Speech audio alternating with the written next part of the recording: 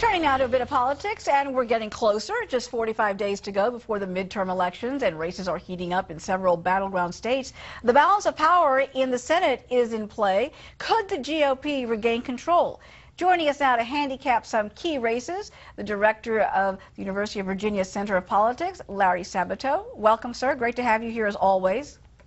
Thank you so much, Uma. Well, we're getting closer, and a lot of folks are gearing up for some key states where some tight races are at play. But before we get to those, let's talk about the climate that we're under right now, given the fact that many people are concerned with leadership at the top.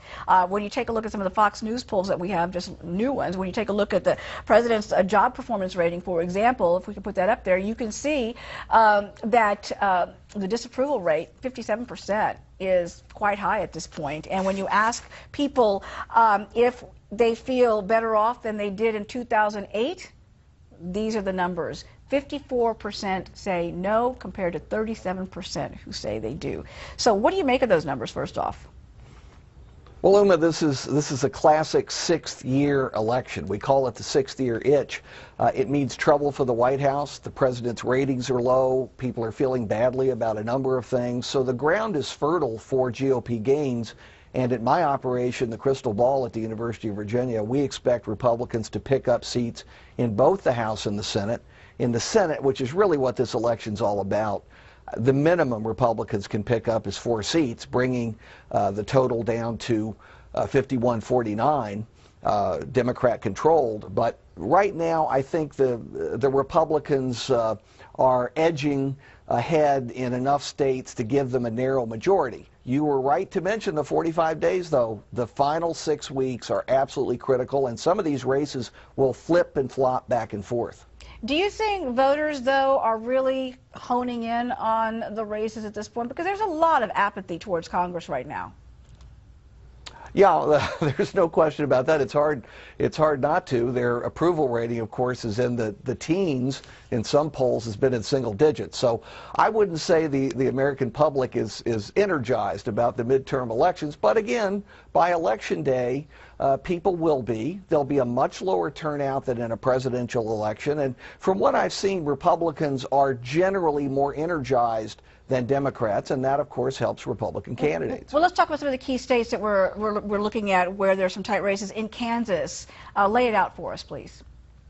Oh boy, Kansas is the nightmare for prognosticators like me, because essentially you now have no Democratic candidate. The Democrat on the ballot was allowed to drop off by the Kansas Supreme Court. I think that will hold even though Republicans are appealing it. That leaves Senator Pat Roberts, incumbent Republican, who had a very weak primary showing, under 50%, versus Greg Orman, who is an independent and who is refusing to say which party he would side with in the Senate. So essentially it's Pat Roberts versus not Pat Roberts. And this presents great problems for Roberts. The Republicans have sent in a rescue team.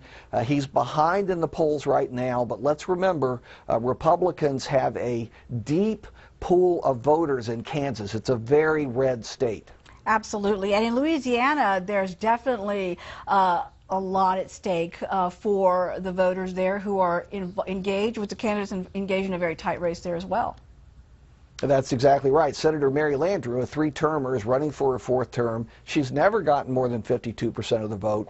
This is her toughest race. Again, the nightmare for prognosticators is Louisiana always does things differently. Their election is not till December. They have a primary on November 4th. So if the Senate is essentially tied up, we won't know which party controls the Senate until, I believe it's December 6th, which is the runoff election in Louisiana. But Landrieu has her toughest race ever. Wow, that would be something to have to wait till December. That would put people so much on edge over in this town. It'd be unbelievable. Larry, I know you're going to be keeping close watch. It's always great to see you, and thank you so much for your crystal ball predictions. We know that we're going to keep up with you as the days roll on. Appreciate it. Thank you, Uma.